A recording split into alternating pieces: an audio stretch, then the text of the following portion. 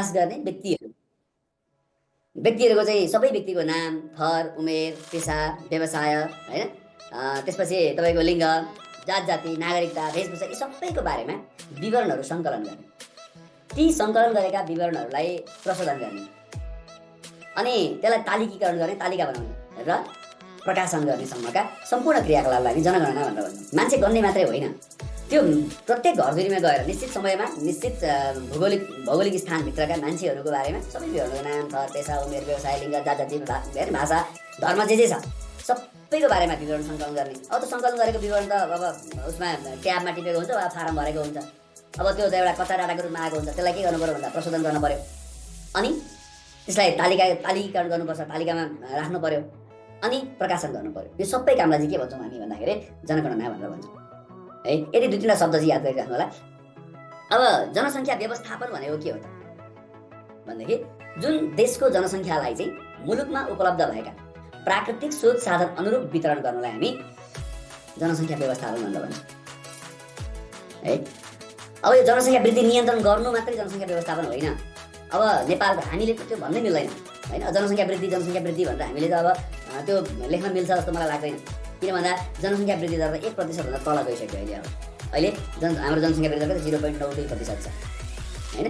त्यसले गर्दाखेरि जनसङ्ख्या व्यवस्थापन भनेको चाहिँ हाम्रो देशमा उपलब्ध भएका प्राकृतिक स्रोत साधन अनुरूप चाहिँ जनसङ्ख्याको वितरण गर्ने काम भनेको जनसङ्ख्या व्यवस्थापन होइन। जस्तै जहाँ प्राकृतिक स्रोत साधनको उपयोग भइरहेको छैन त्यहाँ जनसङ्ख्या बढाउने नीति अवलम्बन त्यहाँ राख्ने अवलम्बन नीति गर्नु पऱ्यो, बढाउनु पऱ्यो। जहाँ तपाईँको जनसङ्ख्या बढेर प्राकृतिक स्रोत साधनको अपुग भइरहेको छ त्यो ठाउँमा जनसङ्ख्यालाई के गर्नु पऱ्यो, घटाउनु पऱ्यो। हो यो भनेको जनसङ्ख्या व्यवस्थापन। देशमा भएको प्राकृतिक स्रोत र साधन अनुरूप जनसङ्ख्याको आकार, स्तर, बनोट निर्धारण गर्ने काम भनेको जनसङ्ख्या व्यवस्थापन। अब काठमाडौँ महानगरपालिकामा वा काठमाडौँ, भक्तपुर, ललितपुर उपत्यका जिल्लाहरूमा जनसङ्ख्याको चाप अत्याधिक छ। अब सरकारको नीति के हुनुपर्छ भन्दाखेरि त्यो उपत्यकामा जाने जनसङ्ख्यालाई त्योभन्दा बाहिर नै सेटल हुने व्यवस्था मिलाउनुपर्छ। मान्छेले अवसर खोज्दै त्यो उपत्यकामा गएर चाप नबढोस्। त्यहाँ त जानिसक्नु छैन नि। हिजो कता न्युज हेरेको थिएँ, विश्वको सबैभन्दा प्रदूषित सहरको रूपमा काठमाडौँ जनियो भनेर त्यहाँ देख्दै थिएँ न्युजमा। त्यो अवस्था छ। अब तपाईँको अहिले मैले जनघनत्व कुरा गराएको थिएँ नि। अब काठमाडौँको जनघनत्व 5500 समथिङ कति छ काठमाडौँको जनघनत्व। अब त्यहीँ तपाईँको मनाङको जनघनत्व हेर्नु भनेदेखि तपाईँको 3 छ, प्रति वर्ग किलोमिटर 3। यो किन भयो त होइन। अब तपाईँलाई सोध्न सक्ने क्वेसन पनि हो यो। मनाङ जिल्लाको जनघनत्व 3, काठमाडौँ जिल्लाको जनघनत्व 5500, यो हुनुको कारण के होला होइन। हो यी कुराहरू सोध्न सक्छ। त्यसैले जनसङ्ख्या व्यवस्थापन भनेको देशको उत्पादन वृद्धि दर अनुरूप जनसङ्ख्याको वितरण गर्नु वा जनसङ्ख्या कायम गर्नुलाई जनसङ्ख्या व्यवस्थापन भनेर भनिन्छ। त्यसै गरी हाम्रो मुलुकको दीर्घकालीन सोच के छ, लक्ष्य के छ होइन, उद्देश्य के छ, आवश्यकता के छ, त्यो अनुरूप जनसङ्ख्याको स्तर, आकार, जनसङ्ख्याको बनोट निर्धारण गर्ने कामलाई हामी जनसङ्ख्या व्यवस्थापन भनेर भन्छौँ। लेख्नु परिभाषा।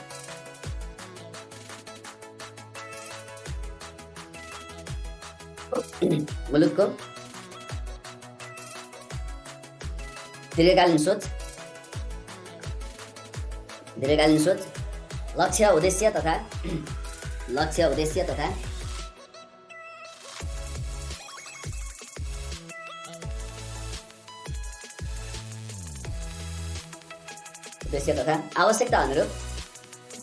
आवश्यकता अनुरूप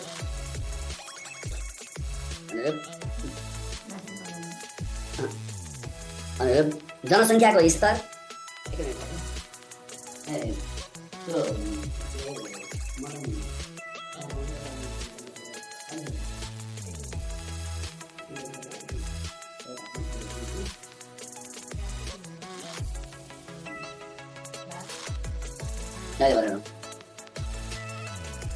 मुलुकको दीर्घकालीन सोच, लक्ष्य उद्देश्य तथा आवश्यकता अनुरूप जनसङ्ख्याको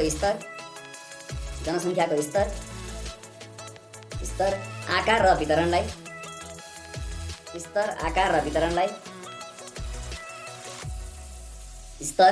वितरणलाई उपलब्ध प्राकृतिक स्रोत साधन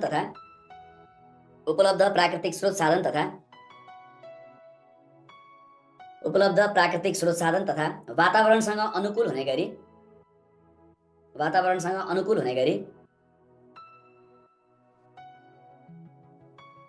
गरी कायम गर्नु नै जनसङ्ख्या व्यवस्थापन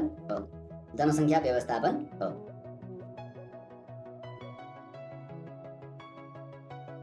अर्को लेख्नु, देशमा उपलब्ध देशमा उपलब्ध प्राकृतिक स्रोत साधनको वितरण अनुसार देशमा उपलब्ध प्राकृतिक स्रोत साधनको वितरण अनुसार जनसङ्ख्यालाई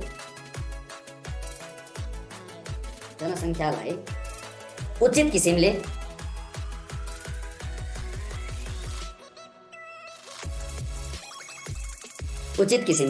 वितरण एवं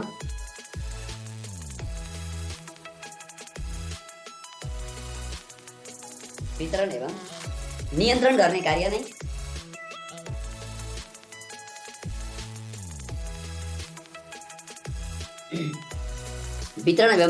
कार्य नै जनसङ्ख्या व्यवस्थापन हो।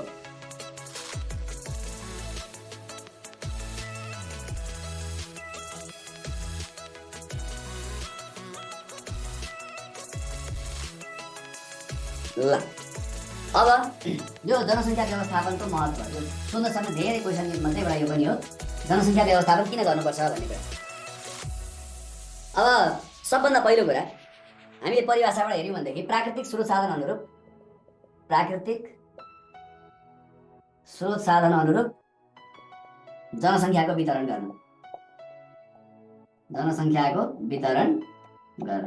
अब जहाँ प्राकृतिक स्रोत साधनको उपयोग हुन सकेको छैन त्यो ठाउँमा जनसङ्ख्यालाई बढाउनुपर्छ हैन, र जहाँ प्राकृतिक स्रोत साधनको अत्याधिक दोहन भइरहेको छ, जहाँ त्यहाँको प्राकृतिक स्रोत साधनलाई नभ्याउने अवस्था सिर्जना भएको छ, त्यहाँ चाहिँ के गर्नु पर्यो, जनसङ्ख्या घटाउनुपर्छ हैन, त्यो कुरा भयो। त्यसपछि बेरोजगारी समस्या समाधान गर्ने,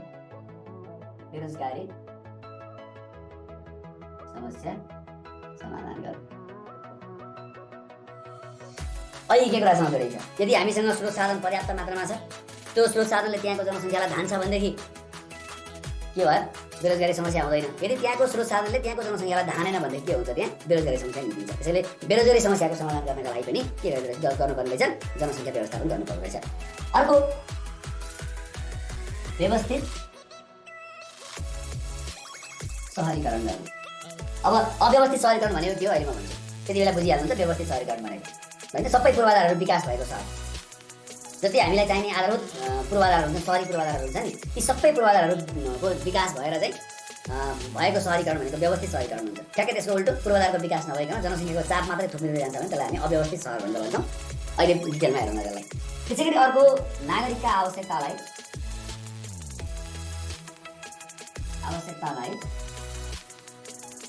सहज रूपले परिपूर्ति गर्नु। नागरिकका आवश्यकताहरूलाई सहज तरिकाले पुरा गर्नका लागि, सहज परिपूर्ति गर्नका लागि, त्यसका लागि पनि त जनसङ्ख्या व्यवस्थापन गर्नु पर्यो नि। भनेको जब हामीले हामीसँग भएको स्रोत साधन अनुरूप चाहिँ जनसङ्ख्याको वितरण गर्नु गऱ्यौँ भने त हाम्रो आवश्यकता सहजै परिपूर्ति भइहाल्छ नि होइन। अब स्रोत साधन यति छ, जनसङ्ख्या चाहिँ थुप्रो भयो भनेदेखि के गर्छ, त्यो स्रोत साधनले त जनसङ्ख्याको आवश्यकता धान्न सक्दैन, र हामीसँग भएको स्रोत साधन बमोजिम जनसङ्ख्याको वितरण भयो भनेदेखि के गर्न सक्छ, हाम्रो आवश्यकताहरू सहजै रूपले परिपूर्ति हुन सक्छ। त्यसै गरी अर्को यो लैङ्गिक असमानता कम गर्न।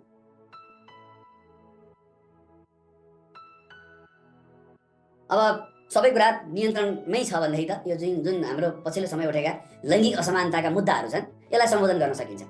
हामीसँग पर्याप्त स्रोत साधन छ भनेदेखि हैन, हामीले स्रोत साधन अनुरूप जनसङ्ख्याको वितरण गरेका छौँ, त्यो अनुरूप जनसङ्ख्याको स्तर कायम गरेका छौँ भनेदेखि यसले लैङ्गिक असमानता कम गर्छ।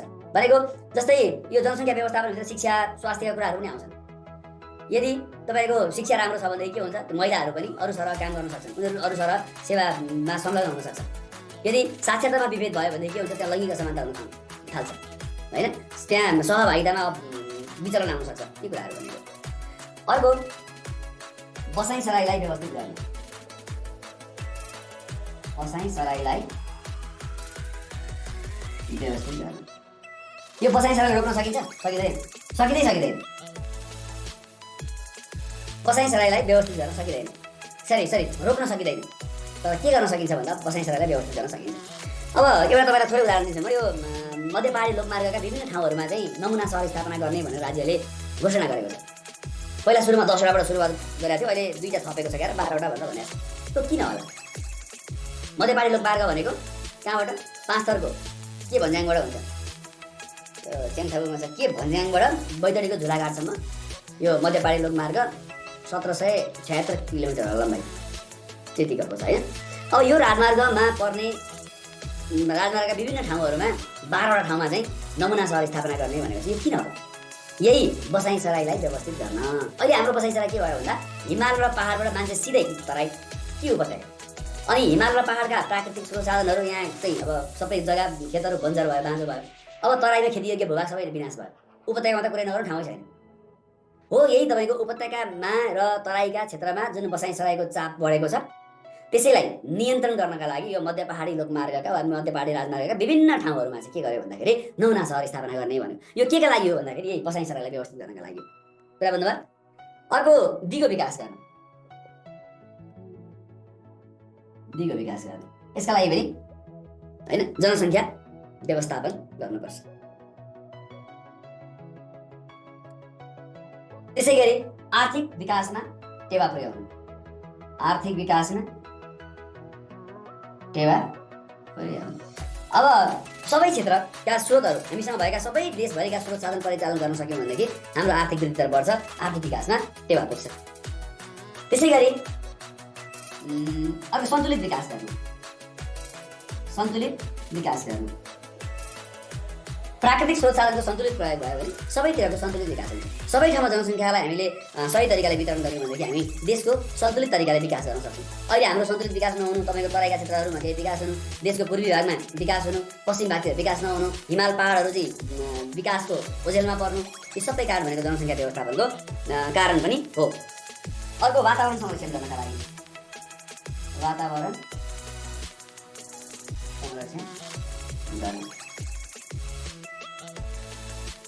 अर्को शिक्षा स्वास्थ्यमा सुधार गर्न, शिक्षा स्वास्थ्यको गुणस्तर, शिक्षा स्वास्थ्यको गुणस्तर सुधार गर्नु।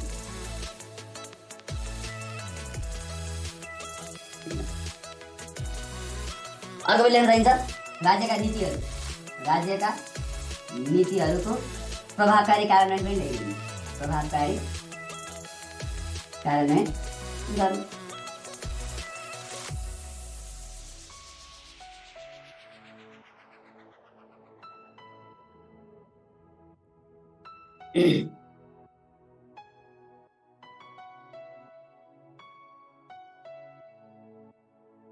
यो सहरको नाम त मलाई याद भएन साथी, त्यो अब यहाँ बसन्तपुर, त्यसपछि यो खुरकोट होइन, अनि गल्छी, अनि कुन छन् यस्तै। त्यो पढ्नुपर्छ है तपाईँले, त्यो याद गर्नु होला, त्यो जिकेमा पनि तपाईँलाई सोध्छ।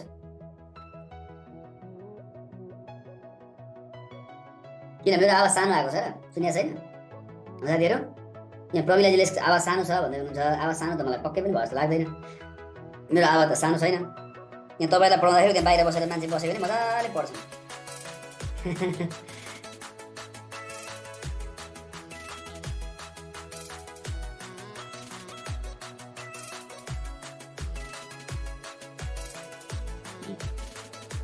अब यो जनसङ्ख्या व्यवस्थापनका तरिका,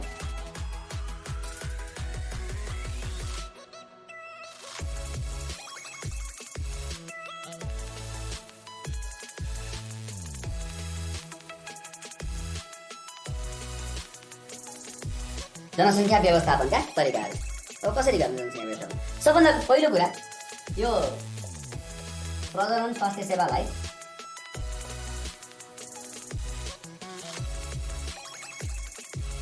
प्रभावकारी बनाउनु।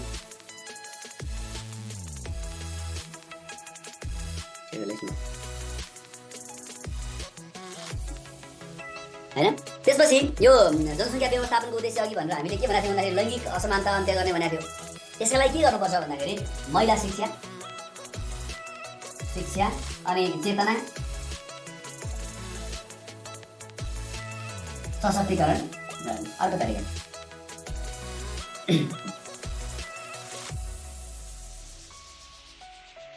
यसले के गर्छ भन्दाखेरि लैङ्गिक समानता, लैङ्गिक समानता कायम गर्ने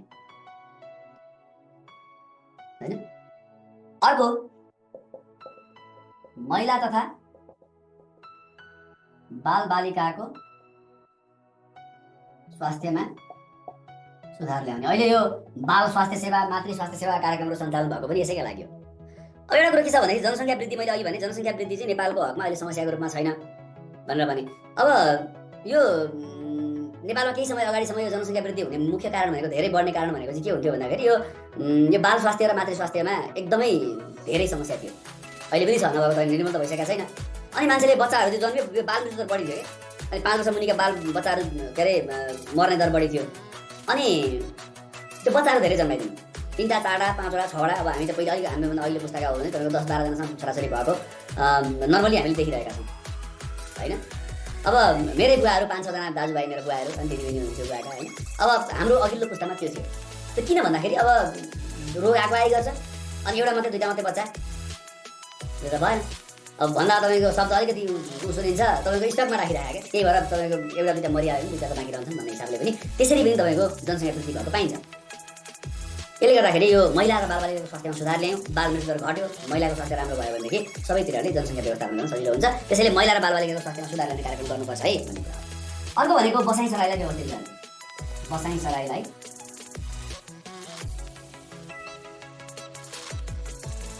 व्यवस्थित गर्ने।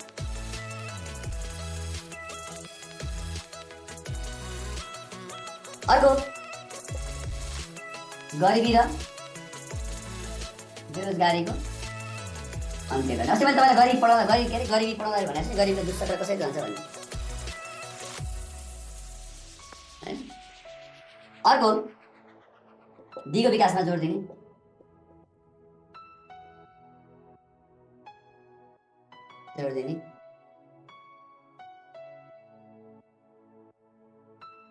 अर्को हाम्रो यो कृषि क्षेत्र छ नि साथी, यो कृषि क्षेत्रको व्यवसायीकरण गर्नुपर्छ।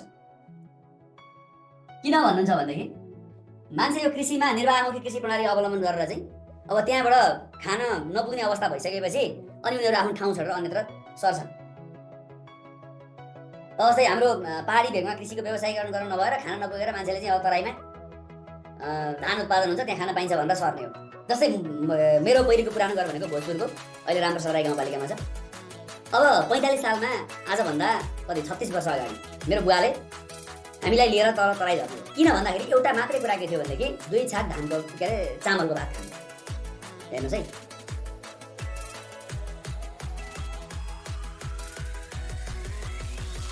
हजुर नमस्कार नमस्कार, के छ खबर? मैले फोन गरेँ उठेन। ए त्यही भएर हो। ए होइन मैले त कामतिर फोन, म एउटा क्लासमा छु कि, म सकेर कल ब्याक गर्छु। मलाई त नै छैन, म सङ्कट गर्छु। त्यो विराट होइन ए यिनीहरू भयो। ल म अहिले फोन गर्छु ल, मलाई नम्बर छोडिदिएर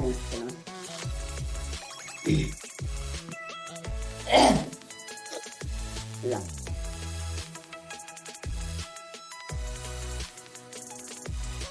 अनि अब त्यो मात्र त्यो चामलको भात खानका लागि यो पहाडबाट बसाइसकेर तल जानु पर्यो। अघि भर्खर मात्रै बिहान मजुरको उठेर एउटा त्यो के आर्टिकल हेर्दै थिएँ। यो पहाडी जिल्लाको यो भोजपुरको, तेह्रथुमको, खोटाङको है लगायत पहाडी जिल्ला छ नि, यहाँको यो बसाइसराले गर्दाखेरि त जनसङ्ख्या माइनसमा छ, जनसङ्ख्या वृद्धि गरेर होइन।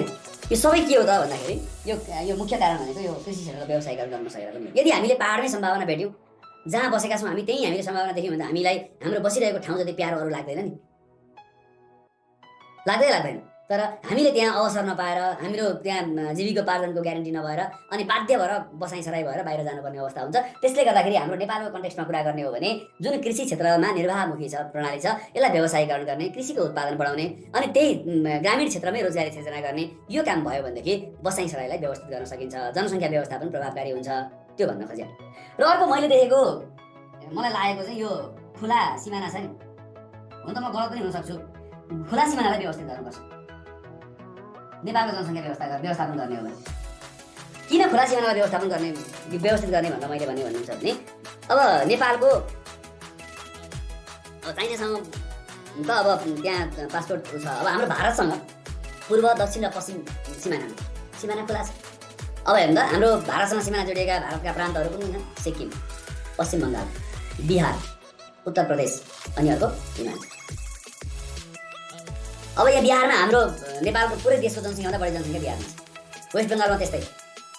अनि त्यहाँका 5% मात्रै मान्छे चाहिँ यो खुला सिमानाको फाइदा उठाएर नेपाल भित्र छिर्दै के हुन्छ? हैन। त्यसले गर्दाखेरि हाम्रो देशको जनसङ्ख्या व्यवस्थापन गर्नु छ भने यो ढिलो चाँडो गर्नैपर्छ। यो खुला सिमानालाई कसरी हुन्छ नियन्त्रण गर्नैपर्छ। अब विभिन्न कारणहरू छन् त्यहाँ, अब त्यतातिर नजाउँ अहिले। अब अर्को भनेको लक्षित वर्गसम्म पुग्ने गरी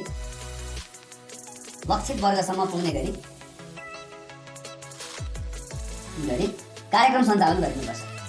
कार्यक्रम सञ्चालन गरिनुपर्छ। त्यो जुन वर्गलाई टार्गेट गरेर हामीले कार्यक्रम सञ्चालन गर्दैछौँ त्यो वर्गसम्म हामीले सञ्चालन गरेका कार्यक्रम पुग्नुपर्छ।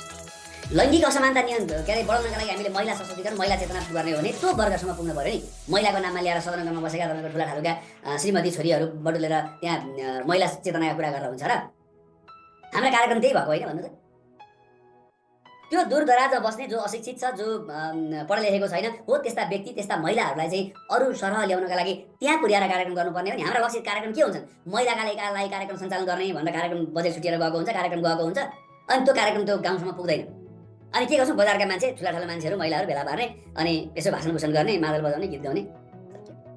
जसरी उदाहरण दिएको मैले भनेको हामीले जसका लागि त्यो गरिब, पछाडि परेको वर्ग, दलित होइन, तपाईँको महिला, जुनसुकै क्षेत्र होस्, त्यो जुन वर्गका लागि त्यो कार्यक्रम आएको छ त्यो लक्षित वर्गसम्म पुग्ने गरी कार्यक्रम सञ्चालन गर्नुपर्छ। त्यति गरियो भनेदेखि जनसङ्ख्या व्यवस्थापन कुरा भयो। त्यसै गरी अर्को लेख्न सकिन्छ, लेखिदिनु होला। यो हाम्रो अन्धविश्वास, कुरीति होइन, रूढिवादी सोच, यसको अन्त्य गर्नुपर्छ।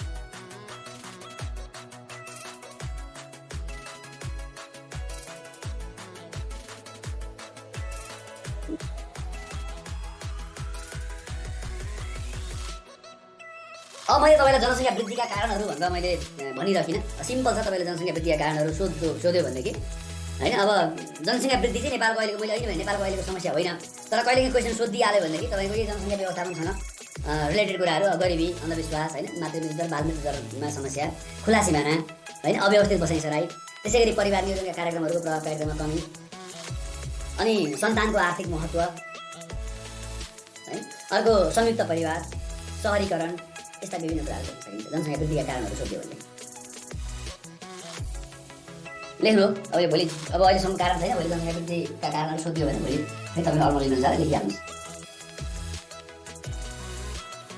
जनसङ्ख्या बढ्नुका कारणहरू के होला त भनेर मैले अघि नै भने, जनसङ्ख्या वृद्धि त नेपालको समस्या रहेन। अब 2058 सालमा 2.25 थियो, 2068 सालमा 1.35 थियो होइन। अहिले अब जनसङ्ख्या वृद्धि दर भनेको 0.92 छ।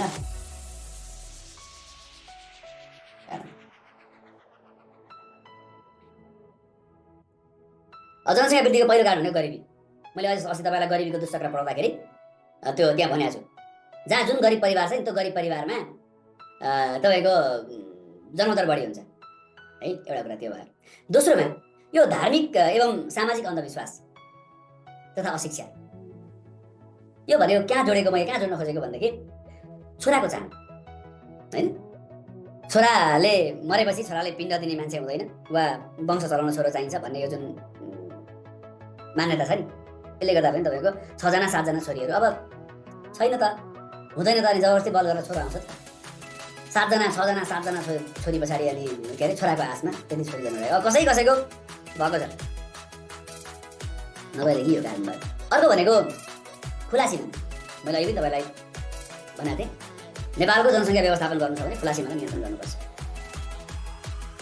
अर्को सन्तानको आर्थिक महत्त्व, त्यही गर्नु है। अब एकचोटि तपाईँलाई म थोरै एउटा सानो उदाहरणसँग जोड्न खोजेँ मैले यसलाई। यो हाम्रो समाजमा चाहिँ सन्तानलाई आर्थिक महत्त्वका रूपले हेर्ने प्रचलन धेरै छ कि। हामी 2जना मात्रै दाजुभाइ, अनि मेरो छिमेकी एकजना हुनुहुन्छ, पोखरेल थरको अङ्कल हुनुहुन्छ, उहाँका 5जना छोरा, 1.5 वर्षका फरकका 5जना छोराहरू। अनि म त्यति बेला सम्भवतः बुवाले मलाई त्यो कुरा भन्दाखेरि म भोजपुर जिल्लामा, भोजपुरमा थिएँ म काम जागिर खाने, घर गएको थिएँ। अनि मलाई बुवाले के भन्नुभयो भनेदेखि, यो 2टा छोरा भनेर के अरे 2टा सन्तान भनेर उ गरियो, तर यो छोरा चाहिँ धेरै जान्छ केटा, 5-6 भाइ छोरा चाहिँ हुनुपर्ने छ, छोराछोरी हुनुपर्ने छ भन्दै। किन भन्दा भनेको मैले, होइन हेर्न त्यहाँ ती पोखरेलका छोराहरू 5 भाइ अहिले पुगिया गए, अनि एकजनाले 3 लाख रुपियाँ महिनाको पठाउँदा रहेछन्, अब 5जनाले महिनामा 15 लाख रुपियाँ पैसा पठाए। अब अहिले हेर्दा ती पोखरेलकाको घर कत्रो बनाइदिनु। त्यसैले यो पैसा सम्पत्ति गर्न आर्थिक रूपले चाहिँ समृद्ध हुनका लागि चाहिँ छोराछोरी चाहिँदो रहेछ भन्नुभयो क्या बुवाले मलाई। अब तपाईँको इन्डाइरेक्टली कता इङ्गित गर्नु थाल्नु भएको चाहिँ मलाई थाहा छैन, तर म हाँसेँ होइन। अब उनको एकजनाको भयो त, सबैको त्यस्तो हुन्छ र हुँदैन नि। त्यसले गर्दाखेरि यो सन्तानलाई आर्थिक महत्त्व दिने अब मेरो बुवाको पुस्तासम्ममा त्यो सोच अहिले पनि विद्यमान छ भन्न खोजेको मैले। अर्को लेख्नु संयुक्त परिवार। संयुक्त परिवार, अब संयुक्त परिवार भनेको अब जुन एउटा परिवारमा चाहिँ एकल परिवार भनेको चाहिँ श्रीमान श्रीमती दुईटा बच्चा बच्ची, त्यसलाई एकल परिवार भनेर भनिन्छ। संयुक्त परिवार भनेको चाहिँ अब सबै बुवा आमा हजुरबा काका काकी सबैजना एकै ठाउँमा बस्ने, त्यो संयुक्त परिवारका कारण पनि जनसङ्ख्या वृद्धि हुँदो रहेछ। हेर्नुहोस् अब सुन्न तपाईँलाई अब नर्मल लाग्ला, तर कस्तो हुन्छ भनेदेखि अहिले मान्छेले बच्चा पाउन छोड्यो। अहिले हाम्रो देशमा जनसङ्ख्या घट्नुको कारण एउटा त तपाईँको विदेश पलायन भएर एउटा कारण त्यो आफ्नो ठाउँमा छ। अर्को कारण चाहिँ के हो भने मान्छेले बच्चा पाउन छोड्यो, बच्चा जन्माउनु छोड्यो। अहिले मुस्किलले एउटा किन भन्नुहुन्छ भने अहिले हामी संयुक्त परिवारबाट क्रमिक रूपमा चाहिँ एकल परिवारमा रूपान्तरित हुँदै गएको छौँ। हामी संयुक्त परिवारमा बस्न छोड्यौँ। अनि अब एउटा बच्चा ल दुईजना श्रीमान श्रीमती काठमाडौँमा डेरा गरेर बस्ने, दुईजना श्रीमान श्रीमती अब दुईजना काम गर्न नआइकन खाना पुग्दैन। हेर्नु अब दुईजना काम गर्न जानु पऱ्यो, एउटा बच्चा त चाहियो, बच्चा जन्मियो। अब उसले दोस्रो बच्चाको बारेमा सोध्छ, तोरीका फुल्दैछ उसले, बच्चा जन्माएर मात्रै भयो, हुर्काउनु परेन, स्याहार्नु परेन। एकल परिवारमा त्यो समस्या हुन्छ अनि जनसङ्ख्या बढ्यो। अब संयुक्त परिवारमा के हुन्छ, यसले त पाइँदैन हुर्काउनु त मेरो जिम्मा भइगयो, खासै त्यही होइन। अनि हो पनि तपाईँको बच्चा जन्मेपछि त्यो बच्चा त्यो 6 महिना हुन्जेली मात्रै हो, त्यो आमासँग मात्रै बस्ने आमाको दुध मात्रै खाने भनेको 6 महिनासम्म। त्यसपछि त तपाईँको एउटाले बोक्छ, अर्कोले बोक्छ। यो संयुक्त परिवार हाम्रो लामो समयसम्म, अहिले पछिल्लो समय चाहिँ एकल परिवारमा रूपान्तरित हुँदैछौँ हामी। यो संयुक्त परिवार पनि के हो त भन्दा यो जनसङ्ख्या वृद्धिको अर्को कारण भयो। अर्को सहरीकरण। अब यो सहरीकरण भनेको चाहिँ सहरी क्षेत्रको जनसङ्ख्या वृद्धिको कारक हो है। यो समग्र अब सहरीकरण हुँदैमा देशको जनसङ्ख्या बढ्छ भन्ने चाहिँ होइन, तर कुनै एउटा क्षेत्र विशेषको जनसङ्ख्या बढ्ने कारण चाहिँ सहरीकरण हो, त्यो भन्नु। अर्को जनसङ्ख्या शिक्षाको अभाव, त्यो पनि कारण हो। अर्को लेख्नु छ मैले भनेको होइन तपाईँलाई, यो परिवार नियोजनका कार्यक्रमहरूको प्रभावकारितामा कमी। परिवार नियोजनका कार्यक्रमहरूको प्रभावकारितामा कमी। अब अहिले पनि परिवार नियोजनका साधनको प्रयोगकर्ता भनेको लगभग 50% हाराहारी मात्रै छ। त्यो पनि सहरी क्षेत्रमा बढी छ, ग्रामीण क्षेत्रमा एकदम न्यून छ। यसले गर्दा पनि ग्रामीण क्षेत्रको जनसङ्ख्या वृद्धि अलिकति बढी भएको होइन। अर्को बाल विवाह। अब बाल विवाहले के गर्छ भन्दा तपाईँको मान्छेको प्रजनन उमेर चाहिँ त्यो अवधि चाहिँ बढाइदिन्छ कि। अब 14 वर्ष 15 वर्षमा 16 वर्षमा बिहे भयो भने के हुन्छ, एउटा महिलाले बच्चा जन्माउन सक्ने उमेर भनेको उसको 45 वर्षको हाराहारीसम्म हुन्छ करिब करिब होइन। कहीँ त तपाईँको अब 48-49 वर्षसम्मको पनि अब त्यो अवस्था रहन्छ। त्यसले गर्दा यो प्रजनन अवधि लम्बिन्छ अनि जनसङ्ख्या वृद्धि हुने भन्नु भने चाहिँ बाल विवाह। र अर्को यो अरू शारीरिक रूपमा मानसिक रूपमा सामाजिक रूपमा असर पर्ने कुराहरू त होला, अहिले चर्चा पनि उठिरहेको छ यो विवाह गर्ने उमेर घटाउनु पर्ने भनेर होइन। अब केही अब यता यो डक्टरहरूले चाहिँ विरोध पनि गरिरहेको छ, यो मान्छे चाहिँ पूर्ण रूपमा शारीरिक रूपमा विकसित नभइसकिकन यो विवाह गर्नेलाई चाहिँ उमेरलाई घटाएर प्रोत्साहित गर्नु हुँदैन भन्ने कुराहरू पनि आइरहेको छ। सायद भोलि त्यो होला होइन। यो जनसङ्ख्या वृद्धिको कारण बाल विवाह पनि हो। अर्को यो बहुविवाह, यसलाई पनि कारण मानिन्छ रहेछ। किन कारण मानियो भनेको एकचोटि तपाईँ दिमागमा रहिरहन्छ है, मैले त्यो फेरि कथा सुनाएर टाइम वेस्ट गर्नु खोजेँ होइन। यो पोइन्टलाई तपाईँको दिमागमा रहन्छ भनेर कथा होइन, वास्तविक मैले भोगेँ। म पहिला वनमा काम गर्दाखेरि प्राइभेट यो इलाम जिल्लाको एउटा सामुदायिक वनमा काम गर्न गएको। अब 3-4 दिन बस्नु पऱ्यो, त्यही अध्यक्षको घरमा बस्ने भन्ने कुरा भयो। अनि अध्यक्षले सामुदायिक वनको अध्यक्षले उसको घरमा लिएर जानुभयो र सर म तपाईँसँग यो घरको चिन्जान गराउँछु भन्नु। अनि के भन्छ मान्छे घरको चिन्जान गराउँछु भन्छ भनेर भित्र छिरेँ। भरे उहाँले देखाउनु भयो, सर यो 1 नम्बर कोठा, यो 2 नम्बर कोठा, यो 3 नम्बर कोठा, यो 4 नम्बर कोठा, यो 5 नम्बर कोठा भनेर के भन्छ होटलमा त घरको नम्बर भनेको भरे 1 नम्बर कोठा भनेको उसको जेठी श्रीमतीको, 2 नम्बर भनेको माइलीको, 3 नम्बर भनेको कान्छीको, 4 नम्बर ऊ बस्दो रहेछ। अनि 5 नम्बर कोठा चाहिँ पाहुना कोठा चाहिँ म बस्ने भनेर राखिदियो कि। अनि अब तपाईँको 3जना श्रीमतीबाट छोराछोरीहरू चाहिँ जेठीबाट 3जना, माइलीबाट 2जना, अनि कान्छीबाट 1जना चाहिँ जन्मेको, 1जना चाहिँ जन्मिनेवाला। भनेपछि हेर्नु त एकजना एउटा परिवारमा कतिवटा बच्चा भयो, 3, 2, 5, 2, 7 जना। यसरी यो बहुविवाहले पनि जनसङ्ख्या बढाउनलाई सहयोग गरिरहेको हुन्छ। त्यही भन्न खोजेँ मैले तपाईँहरूलाई। योभन्दा अगाडि परिवार नियोजनका कार्यक्रमको प्रभावकारितामा कमी भनेको थिएँ मैले इराजी, कति बेला सोध्नु भएको। अब नेपालमा जनसङ्ख्या व्यवस्थापनका लागि भएका प्रयासहरू।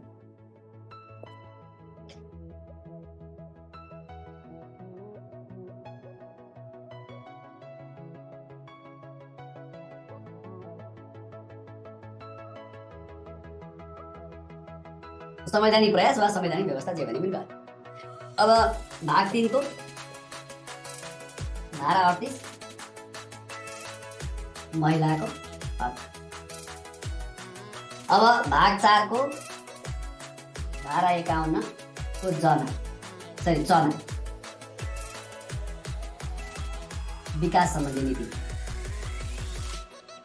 अब 51 कै कतिमा छ? जमा नागरिकका आधारभूत आवश्यकता सम्बन्धी नीति है। अब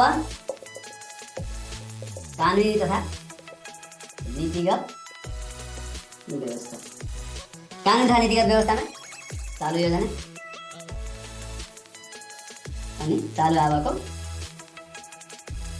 बजेट। अब अर्को राष्ट्रिय जनसङ्ख्या नीति। राष्ट्रिय जनसङ्ख्या नीति 2071। यो जनसङ्ख्या नीति धेरैतिर आउँछ है साथीहरू। 2071 यो हिजो अस्ति मैले कहिले अर्को रोजगारी पढाउँदा पनि राष्ट्रिय जनसङ्ख्या नीति यो कुरा आएको थियो होला होइन। त्यसै गरी ज्येष्ठ नागरिक सम्बन्धी ऐन। ज्येष्ठ नागरिक सम्बन्धी ऐन 2063। अर्को जनस्वास्थ्य सेवा ऐन। जनस्वास्थ्य सेवा ऐन 2075। अर्को राष्ट्रिय परिचय पत्र तथा पञ्जीकरण ऐन। राष्ट्रिय परिचय पत्र तथा पञ्जीकरण ऐन 2076। अनि अर्को सुरक्षित मातृत्व तथा प्रजनन अधिकार ऐन 2075। यो महिलाको हकलाई कार्यान्वयन गर्न भनेको ऐन पनि हो। नीतिगत र कानुनी व्यवस्था हो।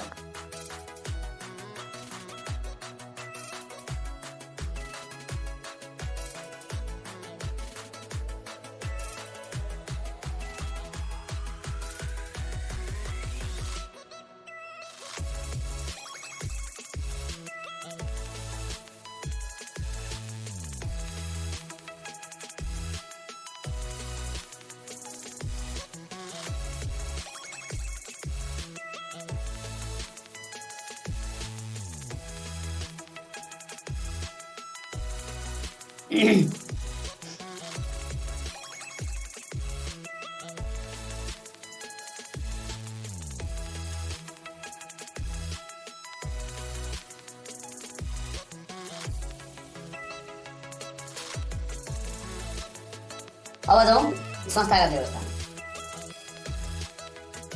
संस्थागत व्यवस्था राष्ट्रिय जनसङ्ख्या यो के अरे स्वास्थ्य तथा जनसङ्ख्या मन्त्रालय। स्वास्थ्य तथा जनसङ्ख्या मन्त्रालय। त्यसै गरी राष्ट्रिय जनसङ्ख्या परिषद। यो प्रधानमन्त्रीको अध्यक्षतामा हुन्छ है यो राष्ट्रिय जनसङ्ख्या परिषद भन्ने। अनि राष्ट्रिय योजना आयोग।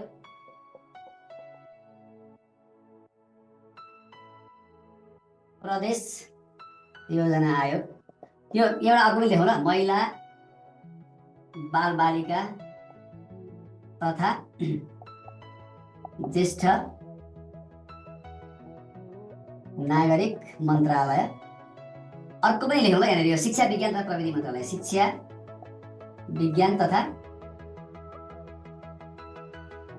प्रविधि मन्त्रालय। यो पनि लेखिदिनु ल मन्त्रालयमा। यो चाहिँ अब स्वास्थ्य तथा जनसङ्ख्या मन्त्रालय मुख्य मन्त्रालय भइहाल्छ। महिला बालबालिका ज्येष्ठ नागरिकको क्षेत्रमा काम गर्ने मन्त्रालय यो अर्को छ। र यो जनसङ्ख्या शिक्षा होइन यो प्रवाह गर्ने यो सबै भनेको के हो त भने शिक्षा विज्ञान तथा प्रविधि मन्त्रालय। अनि प्रदेश तथा स्थानीय सरकार। अर्को निजी तथा गैर सरकारी।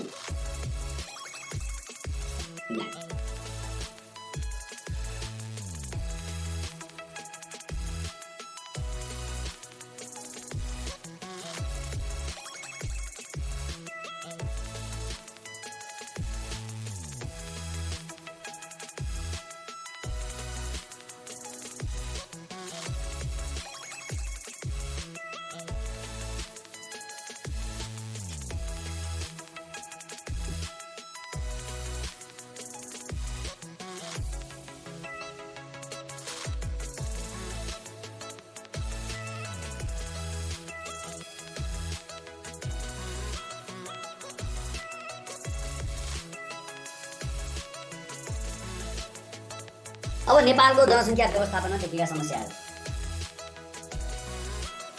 सक्नुभयो?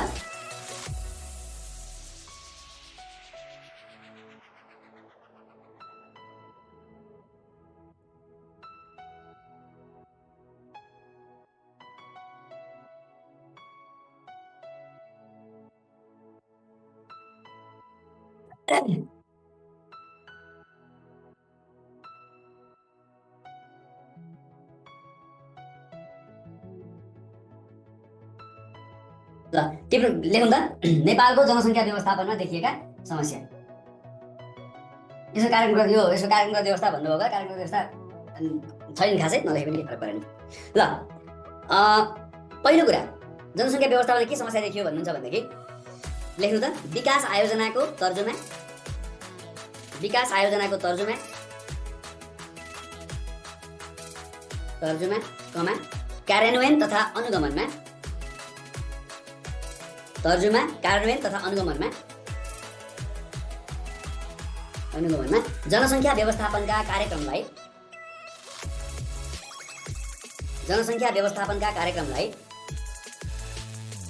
समावेश गर्न सकिएको छैन।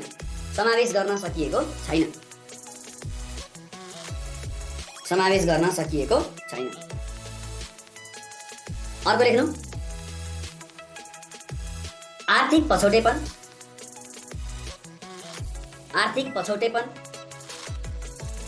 अशिक्षा,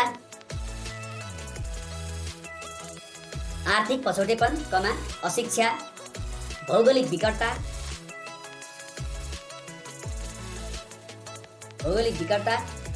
अव्यवस्थित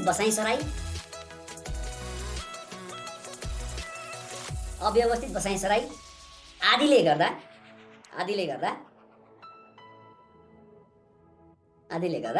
जनसङ्ख्या र विकासबीच सन्तुलन कायम गर्न सकिएन।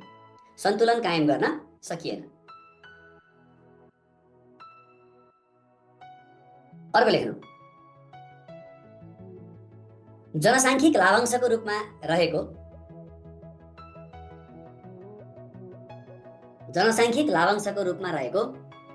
उत्पादनशील जनशक्तिको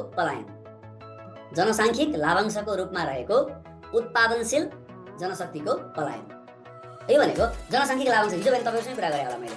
यो हाम्रो जनसाङ्ख्यिक लाभांशको अवस्था भनेको चाहिँ 2108 सालसम्म मात्रै रहने भयो। अबको 27 वर्ष मात्रै रहन्छ। त्योभन्दा पछि हामी नकारात्मकतिर जान्छौँ। अहिले भनेको जनसाङ्ख्यिक लाभांश भनेको काम गर्न सक्ने सक्रिय उमेरको जनसङ्ख्या हामीसँग रहनु भनेको जनसाङ्ख्यिक लाभांश हो। र त्यो जुन सक्रिय उमेरको जनसङ्ख्या छ त्यो जनसङ्ख्या चाहिँ अहिले सबै विदेशमा गयो कि त्यसले गर्दाखेरि हाम्रो यो कृषि क्षेत्रमा, उद्योग क्षेत्रमा नकारात्मक असर पर्न थाल्यो। त्यो भन्न खोजेको प्रतिभा पलायनले समस्याको समस्या हो। अर्को लेख्नु विकासको असन्तुलित वितरण,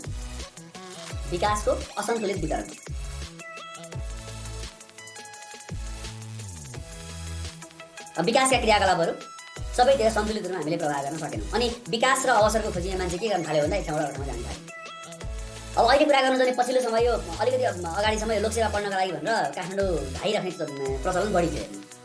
किन भन्दा तपाईँको थिएन, अवसर थिएन। अब ट्युसन कोचिङ भन्छन्, अब काठमाडौँ बस्यो, ट्युसन पढ्यो, कोचिङ पढ्यो, मान्छेले नाम निकालिरहेका छन्। अनि अब त्यही भएर त्यही उसमा चाहिँ मान्छे जाने होइन। अब अहिले के छ भन्दाखेरि तपाईँको गाउँमा यो लोकसेवा तयारी कक्षाहरू सञ्चालन हुन थाल्यो। अहिले गाउँका गाउँपालिकाहरूले आफैले पनि के अरे कार्यक्रम राखेर चाहिँ लोकसेवा तयारीका कक्षाहरू सञ्चालन गरिरहेका छन्। त्यसै गरी तपाईँको विभिन्न मफसलका बाहिर भ्यालीभन्दा काठमाडौँ उपत्यका र अन्य उपत्यकाभन्दा बाहिरपट्टिका जुन मफसलका सहरहरूमा पनि ठाउँ ठाउँमा पढाइ भइरहेको छ। अहिले झापाको बिर्तामोडमा, दमकमा, इटहरीमा, त्यसै गरी विराटनगर होइन। अब गर्दै गर्दै मुख्य सहरहरू जस्तै जनकपुर होइन, अनि उता पश्चिमतिर चितवनमा भइरहेछ। अब भनेको काठमाडौँभन्दा सुर्खेततिर, भैरवामा भनेको काठमाडौँ उपत्यकाभन्दा बाहिर पनि यो अवसर प्राप्त गर्यो भने त मान्छे तपाईँको काठमाडौँ गएर थुप्रिँदैन नि त होइन। अहिले अब प्रविधिको विकास भयो, तपाईँहरू काठमाडौँभन्दा बाहिर बसेर पनि अनलाइन माध्यमबाट तपाईँहरू जोडिनु भएको छ, पढिरहनु भएको छ होइन। यो पनि के हो त भन्दाखेरि यो हामीले विकासको असन्तुलित वितरण गर्दाखेरि विकासका अवसरहरू, लाभहरू उपयोग गर्न नपाउँदा मान्छे के गर्छ भन्दा अव्यवस्थित रूपले माइग्रेट भएर जान्छ। यसलाई नियन्त्रण गर्नु पर्यो। यो पनि नेपालको समस्या भयो। अर्को प्राकृतिक प्रकोपका कारण जनसङ्ख्याको वितरणमा असर पुग्नु। प्राकृतिक प्रकोपका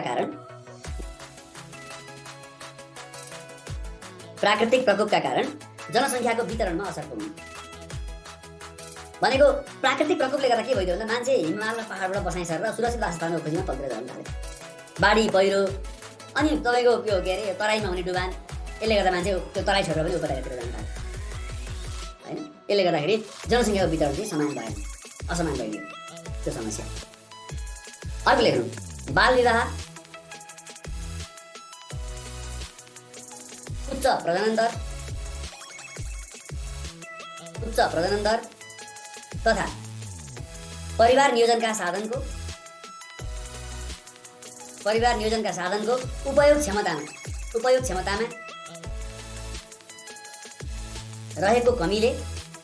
क्षमतामा रहेको कमीले प्रजनन तथा मातृ स्वास्थ्यमा सुधार हुन सकेन।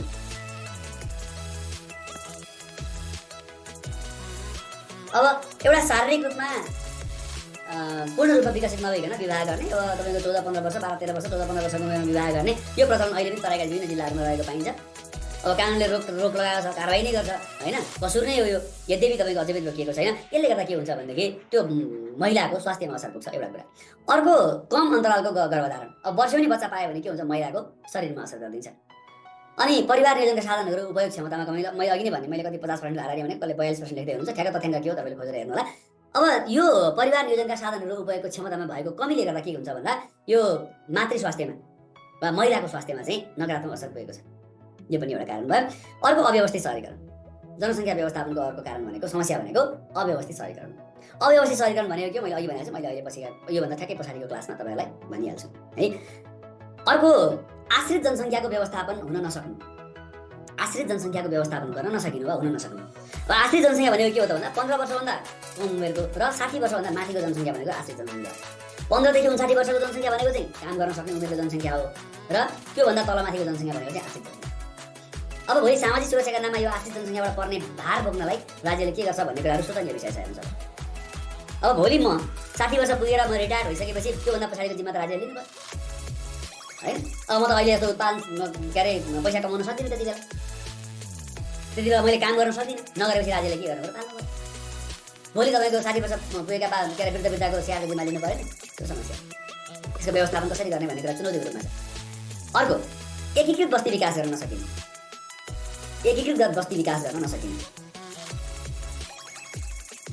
जनसङ्ख्या छरिएर रह्यो। हाम्रो पाहाडतिरको हाम्रो घरहरू हेर्नु त, डाँडाको टुप्पामा एउटा हुन्छ, तल फेदमा अर्को हुन्छ, अर्कोतिर अर्को हुन्छ, तपाईँको त्यो 2टा डाँडामा 3-4 घरहरू हुन्छ।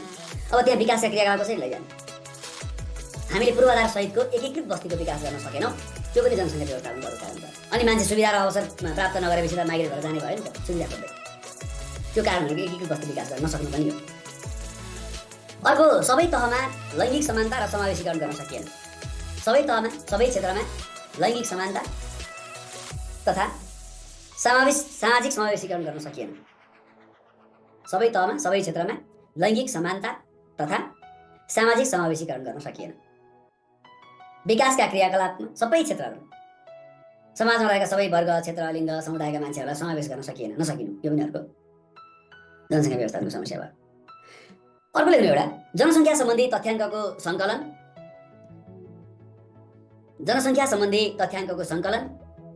कमा विश्लेषण साथै प्रभावकारी अनुसन्धान हुन सकेन। जनसङ्ख्या सम्बन्धी तथ्याङ्कको सङ्कलन, विश्लेषण साथै प्रभावकारी अनुसन्धान हुन सकेन। अब हामी जनगणना गर्छौँ, जनगणनाबाट प्राप्त हुने तथ्याङ्क नै तपाईँकोमा कतिपय त्रुटि वा शङ्का गर्ने ठाउँहरू धेरै छ होइन। सबै नागरिकलाई नसमेटेको हो कि, सङ्कलन गर्नुपर्ने विवरण सङ्कलन नगरिएको हो कि, अनि त्यो जुन जनसङ्ख्या हामीले जनगणनाको तथ्याङ्क छ त्यो तथ्याङ्कलाई विश्लेषण हामीले गर्न सकेनौँ कि र त्यसमा अनुसन्धान प्रभावकारी बन्न सकेन कि, यसले गर्दाखेरि हामीले निर्माण गरेका योजना, निर्माण गरेका नीति कार्यक्रम अब अप्रभावकारी भएको हो कि, यसले गर्दा पनि जनसङ्ख्या व्यवस्थापनमा जटिलता देखिएको छ। त्यसैले जनसङ्ख्याको सम्बन्धी तथ्याङ्कहरूको सङ्कलन गर्ने कुरा, विश्लेषण गर्ने कुरा, त्यो सम्बन्धी अनुसन्धानको कुरा चाहिँ प्रभावकारी नहुनु पनि जनसङ्ख्या व्यवस्थापनको अर्को समस्या भयो है।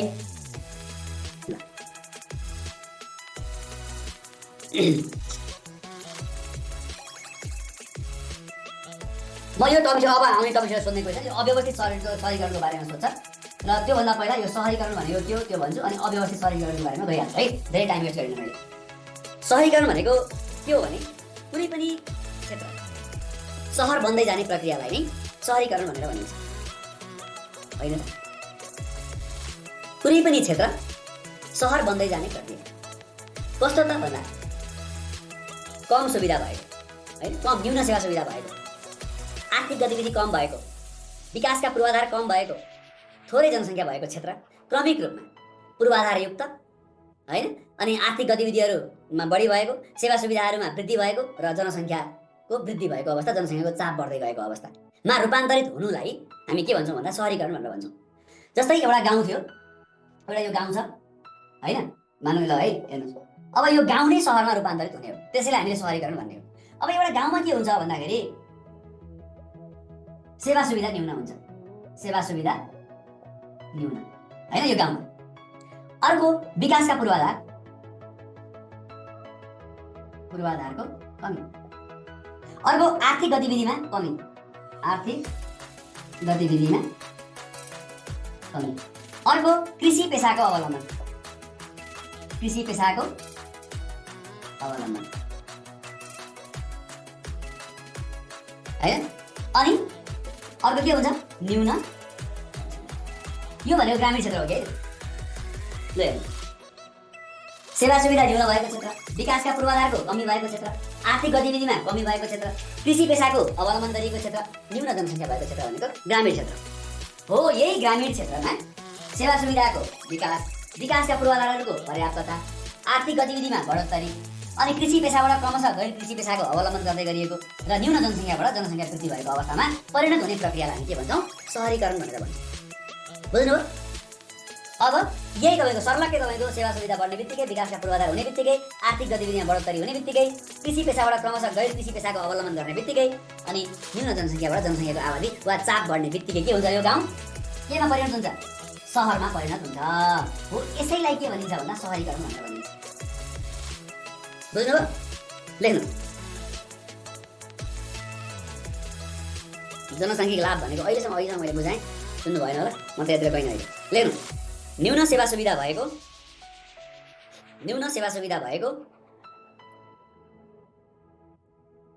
कम आर्थिक गतिविधि भएको, विकासका पूर्वाधार कम भएको, र न्यून जनसङ्ख्या भएको क्षेत्र,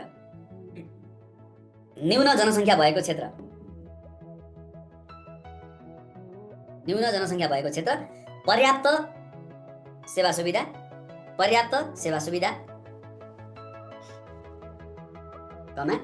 विकास निर्माणका पूर्वाधार भएको,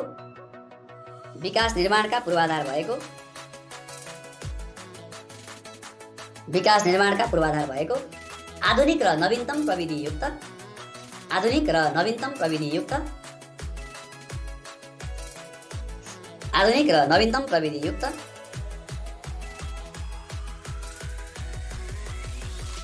उच्च जनघनत्व भएको क्षेत्रमा परिवर्तन हुनुलाई सहरीकरण भनिन्छ।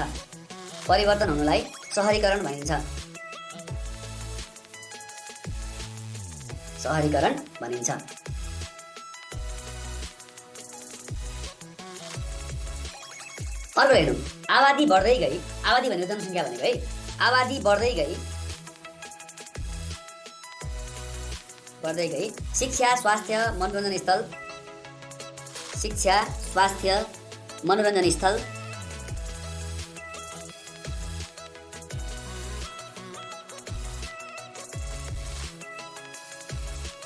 ढल निकास, सुरक्षित आवास,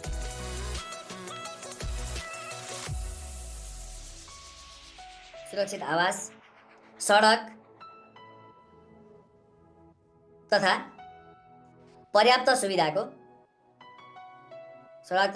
सुविधाको विकास र विस्तार हुँदै जाने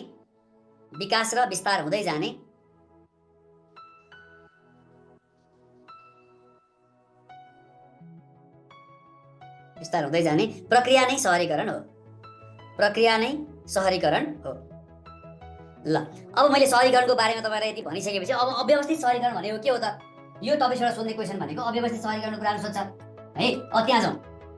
अब अव्यवस्थित सहरीकरण भन्नाले के बुझिन्छ भन्दाखेरि जुन अहिले मैले भने नि हो, यी पूर्वाधारहरूको विकास नभइकन, सुन्नु है, आधारभूत आवश्यकताहरू र पूर्वाधारहरू पुरा नभइकन सहरमा बस्ती बाक्लिँदै गएर जनसङ्ख्याको चाप बढेर जहाँ साधन र स्रोतले नभ्याउने अवस्थाको सिर्जना हुन्छ, त्यस्तो सहरलाई हामी, त्यसरी भएको सहरलाई अव्यवस्थित सहरीकरण भनेर भन्छौँ। जस्तै काठमाडौँलाई हेऱ्यो भने बुझिन्छ हामी। अब यत्रो बोटुको यत्रो ठाउँ छ हेर्नु होइन। अब त्यो खाल्डोमा मान्छे कति छ भने 50 लाखको जनसङ्ख्या त्यहाँभित्र छ। हेर्नुहोस् है, अब हाम्रो देशको झन्डै 20% जनसङ्ख्या चाहिँ त्यहाँभित्र छ। त्यति नै हुन्छ होला नि? कति पर्सेन्ट हुन्छ 50 लाख भनेको? 3 करोड।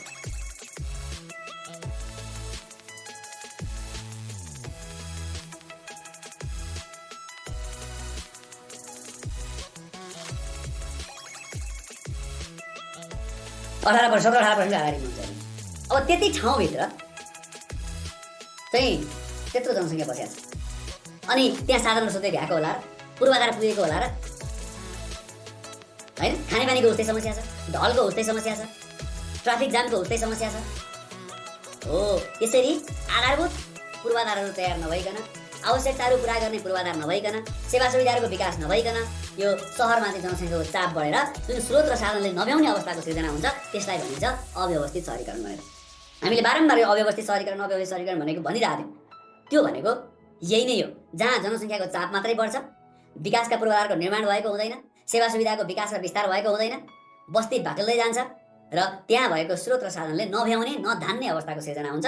त्यसरी भएको सहरीकरणलाई हामी अव्यवस्थित सहरीकरण भनेर भन्छौँ। अहिले हेर्नु, अहिले भर्खर हिजो होला बिहान न्युज हेर्दा थिएँ, विश्वको सबैभन्दा प्रदूषित सहरमा काठमाडौँ दर्ज भएको छ। तर 153 MQ कति हुनुपर्ने त्यो प्रदूषणको लेभल 285 त्योभन्दा माथि कति पुगेको छ। भन्नु यो कारण के हो त भन्दा अव्यवस्थित सहरीकरण। लेख्नु त अव्यवस्थित सहरीकरणको परिभाषा। सहरीकरणका लागि चाहिने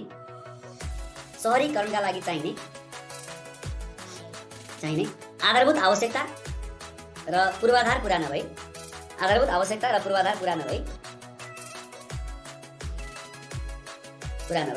जनसङ्ख्याको चाप बढेर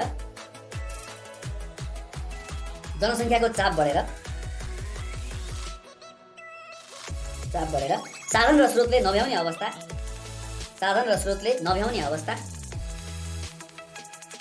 सिर्जना हुने गरी भएको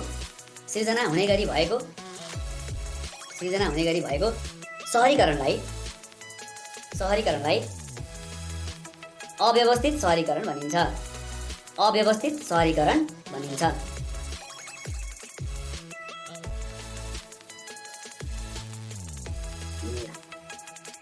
अब योबाट धेरै सोध्ने क्वेसन, अव्यवस्थित सहरीकरणबाट पर्ने असरहरू, सहरीकरणबाट पर्न जाने असर, धेरै सोध्ने क्वेसन।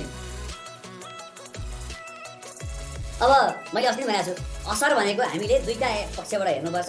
एउटा सकारात्मक असरहरू वा सकारात्मक प्रभाव के पर्छन् र नकारात्मक असरहरू के पर्छन्, हामीले त्यो दुईटै पक्ष खेलाउनु पर्छ। तर अव्यवस्थित सहरीकरणको सकारात्मक असर हुँदैन, सकारात्मक प्रभाव हुँदैन, त्यसैले यसका नकारात्मक मात्रै प्रभावहरू हुन्छन्। लेखौँ, अव्यवस्थित सहरीकरणबाट पर्ने असर भनेको पहिलो प्राकृतिक वातावरणमा असर पुर्याउँछ।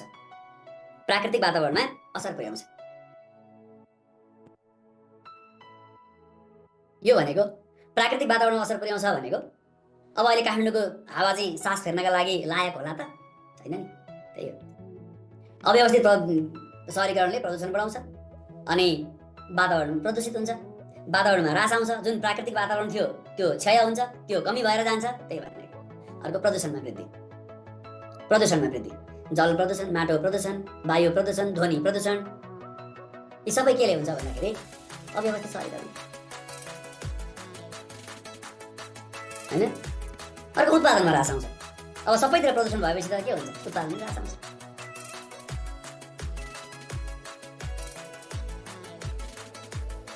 हैन। अर्को भौतिक सुविधाको कमी हुन्छ।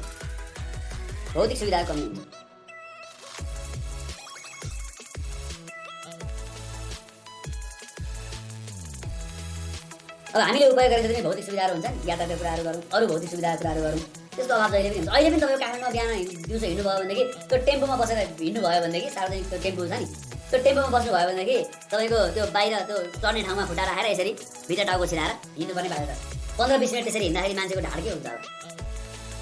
गाडीमा यात्रा बसमा यात्रा गर्नुहुन्छ तपाईँले बस्ने सिटमा बसेर यात्रा गर्न कमै मात्रै पाउनुहुन्छ। गर्मीको बेलामा तपाईँको त्यसरी उभिएर यसरी डन्ठा समातेर बस्नु पर्यो भनेदेखि अवस्था के होला आफै विचार गर्नु हैन। त्यसै गरी अर्को सामाजिक सांस्कृतिक विकृतिहरू पर्छ। सामाजिक सांस्कृतिक विकृतिहरू बढ्ने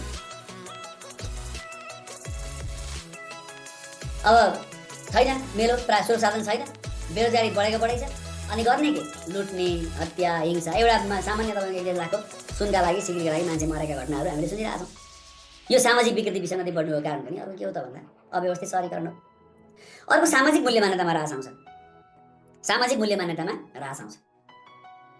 अब एउटा तपाईँले हामी सबैले सुनिरहेको कुरा हो, गाउँमा घरहरू टाढा हुन्छन् मन नजिक हुन्छ, सहरमा घर नजिक हुन्छन् मान्छेको मन टाढा हुन्छ होइन र। गाउँमा एउटा डाँडामा एउटा घर हुन्छ, अर्को डाँडामा अर्को घर हुन्छ। राति 12 बजे आधा रातमा कोही उठेर पल्लो डाँडामा बत्ती बलेर भित्र बाहिर गरेको देख्यो भनेदेखि बाबै नि के भएछ नि त्यो घरमा गाह्रो परेछ क्या साह्रो परेछ क्या भनेर अर्को डाँडाको मान्छे त्यहाँ पुग्छ राति। तर सहरमा एउटै घरको एउटै फ्ल्याटमा उल्लो कोठा र पल्लो कोठा बसेको मान्छेलाई केही भयो भनेदेखि पल्लो कोठाको मान्छेले वास्ता गर्दैन हैन। यो भनेको हाम्रो सामाजिक मूल्य मान्यता मानवीय संवेदनामा आएको गिरावट आएको ह्रास हो। अर्को यो परम्परागत धर्म संस्कृतिको लोप हुन्छ। हाम्रा जुन मौलिकता छन्, हाम्रो पहिचान, तिनीहरूको लोप हुँदै जान्छ अव्यवस्थित सहरीकरण ल्याउने अर्को समस्या। अर्को शान्ति सुरक्षामा प्रतिकूल असर। शान्ति सुरक्षामा प्रतिकूल असर पर्न जाने। शान्ति सुरक्षामा प्रतिकूल असर पर्न जाने। अर्को जनसङ्ख्याको असमान वितरण।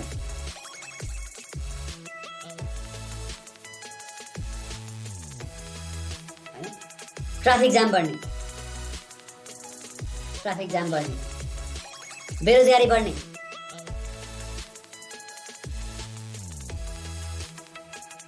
दिगो विकासमा कठिनाइ, दिगो विकासमा कठिनाइ। यी भए अव्यवस्थित सहरीकरणले पार्ने प्रभाव असर हो। धेरै सोध्ने क्वेसन छ अव्यवस्थित सहरीकरणले पारेका प्रभाव। अहिले जल्दो बल्दो विषय हो नि त यो भनेको, जहाँ पनि यो समस्या छ। अब तपाईँलाई सोध्ने क्वेसन अव्यवस्थित सहरीकरणले पारेका प्रभावहरू हुँदै गर्दै यी प्रभावहरूलाई न्यूनीकरण गर्ने उपायहरू लेख्नुहोस् भनेर तसँग क्वेसन सोधेर धेरै इम्पोर्टेन्ट क्वेसन छ। अब यसलाई यही समस्याबाट हामीले समाधानको उपाय खोज्न सक्छौँ। अब अव्यवस्थित सहरीकरणबाट विकासमा परेका असरहरू कसरी कम गर्न सकिन्छ त भनेदेखि ग्रामीण विकासका कार्यक्रमहरू तर्जुमा गर्नु पर्यो, त्यसको कार्यान्वयन गर्नु पर्यो। अब ग्रामीण क्षेत्रकै विकास गऱ्यौँ र हामीले सहरमा उपलब्ध हुने सेवा सुविधा ग्रामीण क्षेत्रमा पुर्याउन सक्यौँ भनेदेखि मान्छे किन सहर बस्ने, मान्छे किन सहर जाने होइन। म अहिले झापामा बसिरहेको छु, अब मैले मेरो छोराछोरी पढाउनलाई किन काठमाडौँ लैजानुपर्ने भयो र?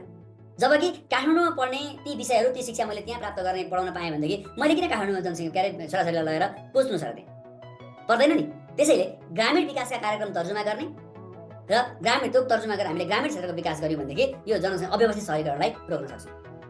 त्यसै गरी विकेन्द्रीकरणको सिद्धान्तलाई अवलम्बन गर्ने, केन्द्रमा रहेको शक्ति र अधिकारलाई ग्रामीण क्षेत्रसम्म स्थानीय तहसम्म विकेन्द्रित गर्ने, यति गरियो भनेदेखि समस्या समाधान भयो, अव्यवस्थित सहरीकरण रोक्न सकिन्छ। हामीले उपत्यका खोज्दै जानुका कारण के हो त? सेवा सुविधा होइन र? त्यही सेवा सुविधा हामीले यहाँ आफू बसेर पायौँ भनेदेखि त्यो बोटुकामा गएर कोचिएर बस्ने हामीलाई रहर किन हुन्छ? अनि यो सहरी आवास तथा भवन निर्माण सम्बन्धी जुन मापदण्ड छ नि त्यो मापदण्डलाई लागू गर्नुपर्छ। त्यसो गर्दा सबै ठाउँमा बाटोघाटो सहज रूपमा पुग्छ, दमकल पुग्छ, एम्बुलेन्स पुग्छ, फोहोर मैलाको व्यवस्थापन गर्न सजिलो हुन्छ। त्यो मापदण्ड पुरा गर्नु पर्यो। हाम्रो त मापदण्ड कसरी मिचेर काम गर्ने भन्ने कुरामा हामी उद्योग छौँ होइन। ती जुन निर्माण भएका लागू भएका मापदण्डहरू छन् त्यसको प्रभावकारी कार्यान्वयन गर्नु पर्यो। अर्को सार्वजनिक जग्गाको अतिक्रमण रोक्नु, सार्वजनिक जग्गाको अतिक्रमण रोक्नु पर्यो। अर्को फोहोर मैला व्यवस्थापन कार्यलाई प्रभावकारी बनाउनु पर्यो। प्रदूषण किन बढाएको छ? फोहोर मैला व्यवस्थापन नभएर बागमतीमा पानी बग्दैन, ढल बग्छ। प्रदूषण कति भयो? जल प्रदूषण भयो एउटा, अर्को वायु प्रदूषण त्यहीँबाट भएको छ, माटो प्रदूषण त्यहीँबाट भएको छ। बागमतीको पानी हालेर अहिले खेती गरेर उब्जाउ हुन्छ हुँदैन, सबै केमिकलै मात्र छ होइन।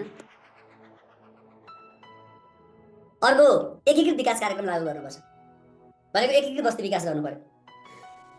सबै सेवा सुविधाहरू भएको बस्ती विकास गर्नुपर्छ, सहर विकास गर्नुपर्छ। अनि अर्को गाउँ र नगर साझेदारी। अब गाउँमा भएका कुराहरू सहरमा हुँदैन, सहरमा भएका कुराहरू गाउँमा हुँदैन, र गाउँ र सहरको आबद्धता गरायौँ भनेदेखि गाउँको आवश्यकता पनि पुरा हुन्छ, सहरको आवश्यकता पनि पुरा हुन्छ। गाउँमा खानेपानीको मुहान छ, सहरमा खानेपानीको हाहाकार छ। त्यो गाउँले त्यो खानेपानी त्यहाँ प्रयोग गर्न दिनु पर्यो, सहरमा भएका सेवा सुविधाहरू सहरले गाउँलाई दिनुपर्छ। यसरी गाउँ र सहर बिचको अन्तर सम्बन्ध विकास गर्न सक्यौँ भने पनि अव्यवस्थित सहरीकरण रोक्न सकिन्छ। शान्ति सुरक्षा मजबुत बनाउनु पर्यो हैन, ग्रामीण क्षेत्रमा होस् चाहे तपाईँको सहरी क्षेत्रमा होस्। अनि यो सहर विकासका लागि भएका क्रियाकलापहरू पारदर्शी बन्नुपर्छ। यस्ता क्रियाकलापमा सुशासन कायम हुनुपर्छ। अर्को नागरिकका आधारभूत आवश्यकता परिपूर्तिमा ध्यान दिनु। खाने, बस्ने, लाउने, शिक्षा, स्वास्थ्य यो भनेको आधारभूत आवश्यकताहरू, यसमा ध्यान दिनु। मान्छेहरू स्वास्थ्य र शिक्षाको सुविधा चाहिँ ग्रामीण क्षेत्रमा पाए भनेदेखि बहुधारा तपाईँको तराईमा र उपत्यकामा जाँदैनन्। यति गऱ्यौँ भनेदेखि अव्यवस्थित सहरीकरणलाई नियन्त्रण गर्न सकिन्छ वा परेका असरहरूलाई कम गर्न सकिन्छ। ल आजलाई यति गरौँ, बाँकी रहेको भोलि गरौँ। ल गुड डे साथीहरू।